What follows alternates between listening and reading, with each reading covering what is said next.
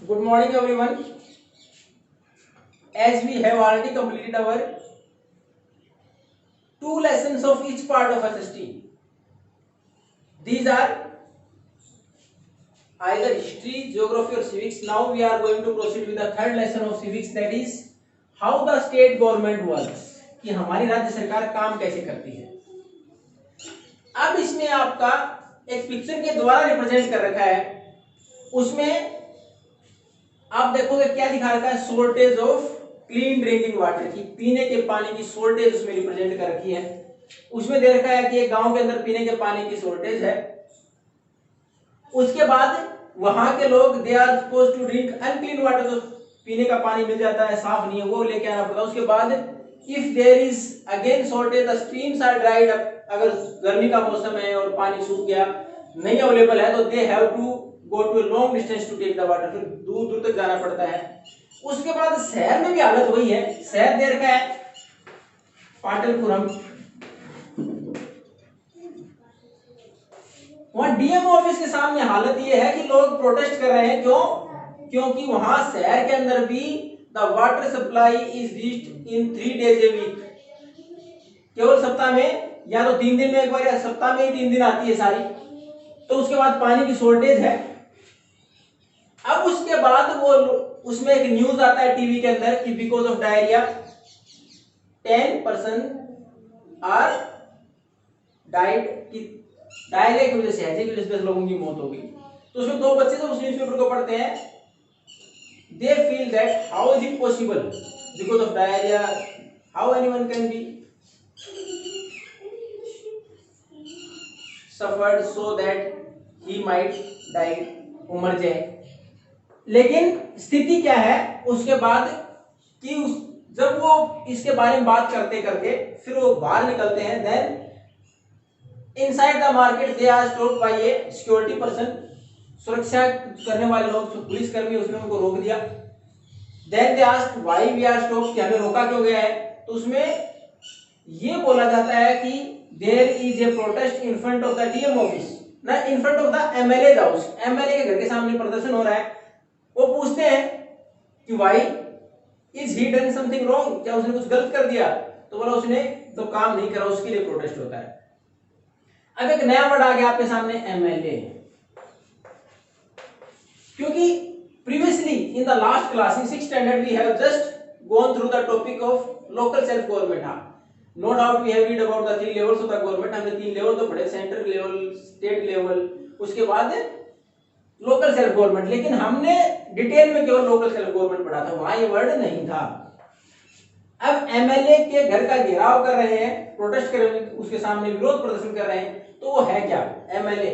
आपने medical officer, chief medical officer सुना है, कलेक्टर का नाम सुना होगा, डिस्ट्रिक्ट मजिस्ट्रेट का नाम सुना है ये. लेकिन एक एमएलए के बारे में आप लोग को कम मौका मिलता है और उसके जानने के बारे में, किस प्रकार वो चुना जाता है, क्या है उसकी जिम्मेवारियां हैं. तो लेट्स डिस्कस अबाउट इट. अब ये एमएलए वर्ड है क्या, किस प्रकार कैसे चुना जाता है.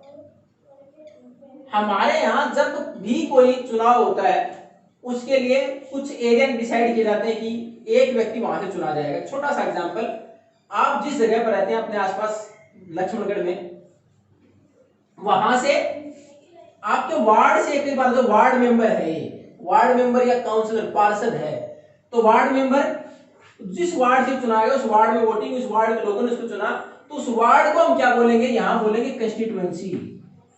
चुनाव के टाइम पर क्या हो जाएगी वो कंस्टिट्यूएंसी, चुनाव क्षेत्र. चुनाव में हर जगह वर्ड लागू होता है. वार्ड के लिए लागू हो गया कहां, आपकी नगर पालिका का चुनाव था, नगर पालिका के वार्ड. उसी प्रकार जब आपकी जो सरकार, राज्य सरकार है, स्टेट गवर्नमेंट है, इसके लिए एक व्यक्ति रिप्रेजेंटेटिव आपके एरिया से चुना गया लक्ष्मणगढ़ से, तो लक्ष्मणगढ़ क्या है कि कंस्टिट्यूएंसी, चुनाव क्षेत्र है, विधानसभा क्षेत्र है ये. तो यहां से एक व्यक्ति वोट के द्वारा चुना गया, यानी वोट डालने के बाद चुना गया. आप देखते हो वोट किस आधार पर होते हैं कि different parties give tickets to different people and the elections are fought on the basis of parties. कि पार्टियों के नाम पर चुनाव लड़े जाते हैं कि बीजेपी का कैंडिडेट है, कांग्रेस का कैंडिडेट है, बीएसपी का कैंडिडेट है, एनसीपी का कैंडिडेट है, आरएलपी का कैंडिडेट है, दुनिया भर की पार्टियां हैं. ये हर पार्टी से, क्योंकि हमारे यहाँ ये 9th-10th क्लास में आएगा। There are more than 750 registered parties, भारत में 750 से ज्यादा रजिस्टर्ड पार्टियां हैं। तो उसी प्रकार हमारे यहाँ इतने सारे कैंडिडेट खड़े होते हैं, उसके बाद एक और पार्टीज के अलावा sometime independent candidates are also there. Independent को कोई टिकट नहीं मिलती किसी पार्टी से, ना बीजेपी ने खड़ा किया ना कांग्रेस ने, तो चुनाव लड़ना है, कोई भी व्यक्ति चुनाव लड़ सकता है भारत में, तो स्वतंत्र तौर पर चुनाव लड़ सकता है, इंडिपेंडेंट, कोई पार्टी नहीं, सिंबल मिल जाएगा अलग से उसको। तो उसी प्रकार एमएलए क्या है कि आपके यहाँ जब लक्ष्मणगढ़ जब विधानसभा के चुनाव हुए कब, दिसंबर 2018 में। अबे विधानसभा क्या है, लेजिस्लेटिव असेंबली। लेजिस्लेटिव असेंबली क्या, जहां से आपके राजस्थान के जितने भी नए कानून बनते हैं, नए डिसीजन जाते हैं, वो जगह है विधानसभा। जैसे आपके मुख्यमंत्री अशोक गहलोत बने वो, अब लेजिस्लेटिव असेंबली के चुनाव होते हैं, उसमें जो मेंबर एक जगह से चुना जाएगा, लक्ष्मणगढ़ से एक, फतेहपुर से एक, सीकर से एक, तो ये जगह क्या है सारी, ये कंस्टिट्यूएंसी है, चुनाव क्षेत्र है, इसके लिए लेजिस्लेटिव असेंबली के लिए, विधानसभा के लिए। और जहां से मेंबर चुना जाएगा क्या कहलाएगा, member of legislative assembly. MLA की form member of legislative assembly, यानी विधानसभा का सदस्य, यानी एक मेंबर चुना गया। इसके लिए क्या करते हैं, किसी भी जगह किसी भी स्टेट को अलग अलग जैसे एरिया में बांट देते कि यहाँ से एक व्यक्ति चुना जाएगा। जैसे आपकी नगर पालिका के लिए क्या करते हैं, आपको वार्ड में बांट दिया कि एक वार्ड से इतने, इस वार्ड से एक मेंबर चुना जाएगा, 2 वार्ड से एक मेंबर चुना जाएगा, तो उतने मेंबर आ जाएंगे, यानी आपके लक्ष्मण को एरिया में बांट दिया कि कितने मेंबर होंगे नगर पालिका के। उसी प्रकार आपके राजस्थान को कितने हिस्सों में बांट दिया, 200, यानी 200 कंस्टिट्यूएंसी या सीट में बांट दिया गया, प्रत्येक जगह से एक व्यक्ति चुना जाएगा। तो आपके राजस्थान में कितने एमएलए हैं, 200 एमएलए हैं, मेंबर ऑफ लेजिस्लेटिव असेंबली। विधानसभा कितने मेंबर है, 200 है, तो 200 एमएलए हैं आपके यहाँ। तो इसी प्रकार राजस्थान को 200 अलग अलग जगह बांट दिया, जहां से एक ही व्यक्ति जीतेगा। चुनाव कितने भी लड़ सकते हैं, लेकिन जीतेगा एक ही। उसी प्रकार आपके यहाँ से एमएलए कौन है, आपके यहाँ से इसी प्रकार जब 2018 दिसंबर में चुनाव हुए, उस टाइम पर अलग अलग पार्टी ने अपने कैंडिडेट खड़े किए, जिसमें से महत्वपूर्ण जो आपके लिए कैंडिडेट थे कौन से, कांग्रेस से गोविंद सिंह डोटासरा,